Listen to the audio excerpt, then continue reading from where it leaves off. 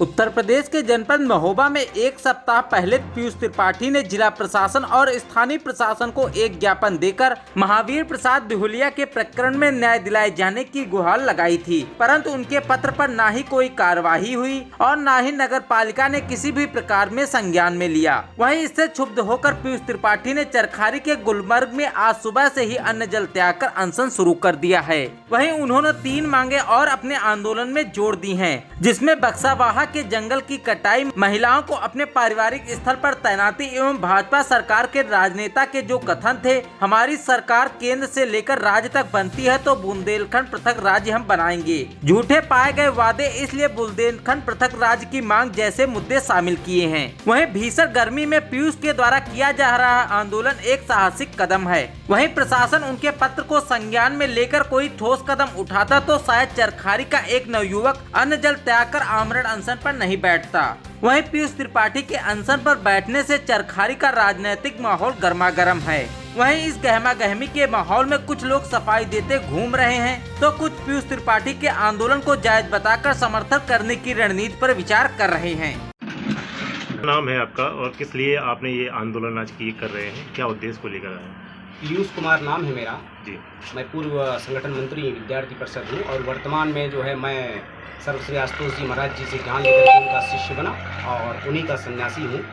धर्मानंद महाराज नामकरण किया गुरुदेव ने मेरा जी। और जन समस्याओं को लेकर के मैं बाल्यकाल से ही सेवाएं दे रहा हूँ।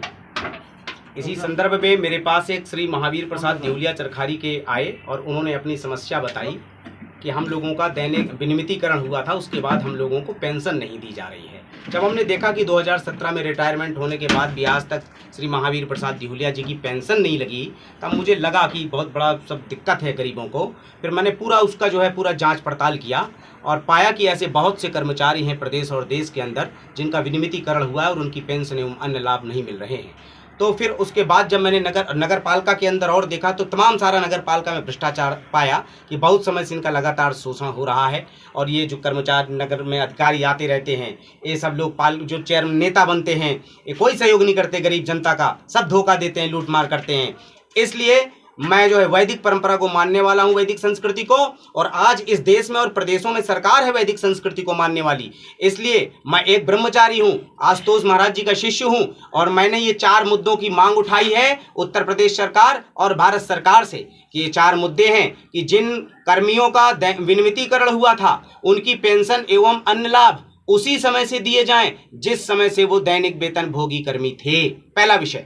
दूसरा विषय ये है जो हमारी माताएं बहनें हैं और बाहर जनपदों में सर्विस करती हैं, ये सरकारी धन पाने के लिए कोई भी काम कर रही हैं, ऐसी हमारी माताओं बहनों का स्थानांतरण उसी जनपद में किया जाए जहां पर उनके पति या संरक्षक रहते हैं, क्योंकि बहुत दिक्कत होती है, उनको बाहर अकेली रहती हैं, तमाम प्रकार की प्रॉब्लम्स होती हैं, आप जानते हैं।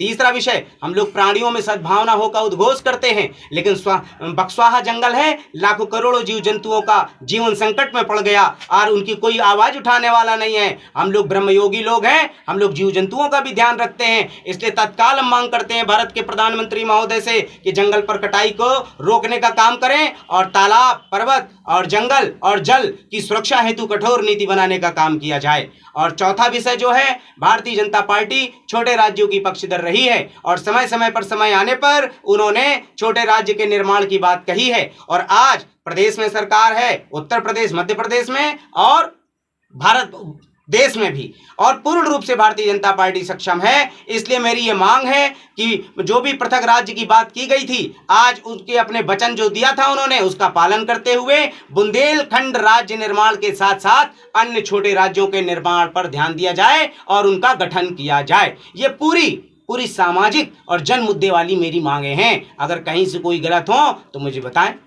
मैंने को देखा है।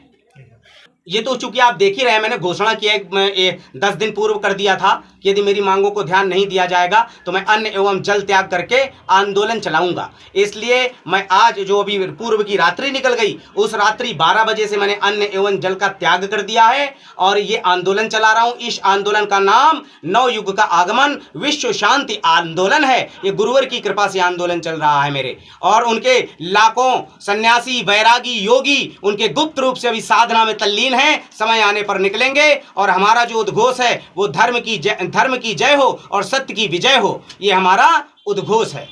अखंड भारत न्यूज के लिए भगवती प्रसाद सोनी की रिपोर्ट, महोबा।